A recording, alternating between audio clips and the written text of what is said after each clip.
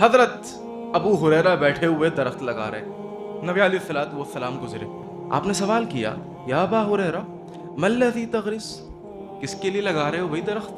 اللہ کے رسول علیہ السلام میں اپنے لیے درخت لگا رہا ہوں، مجھے ضرورت ہے کوئی بھی چیز۔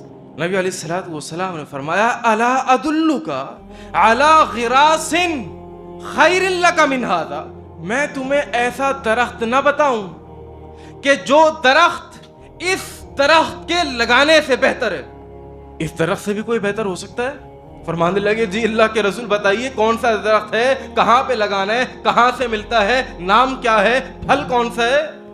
حدیث کے الفاظ، نبی علیہ الصلوۃ والسلام نے فرمایا قل، اے ابو ہریرہ یوں کہو سبحان اللہ والحمد للہ ولا الہ الا اللہ واللہ اکبر۔ 4 الفاظ ہیں، اگر تم اپنی زبان سے ان 4 جملوں کو ادا کر لو تو سمجھ لو کہ یغرس لکا بکل واحدۃ شجرۃ فی الجنہ، کہ اس میں سے ہر لفظ کے بدلے جنت کے اندر تمہارے نام سے ایک درخت لگا دیا جائے گا۔ اب کوئی غلط مفہوم نہ سمجھ لے یا جی یہاں نہیں لگا رہے وہیں لگا رہے ہیں، مسجد میں بیٹھے ہوئے سبحان اللہ والحمد للہ ولا الہ الا اللہ واللہ اکبر، کیا کر رہے ہیں جی؟ بھائی جنت میں درخت لگا رہے ہیں۔ ارے بھائی ٹھیک ہے، لیکن یہاں پر اس وقت ہمارے کراچی کے اندر شدید گرمی پڑ رہی ہے، ستم ڈھا رہی ہے، یہاں پر بھی شجرکاری کی ضرورت ہے، صحابہ بھی لگایا کرتے تھے۔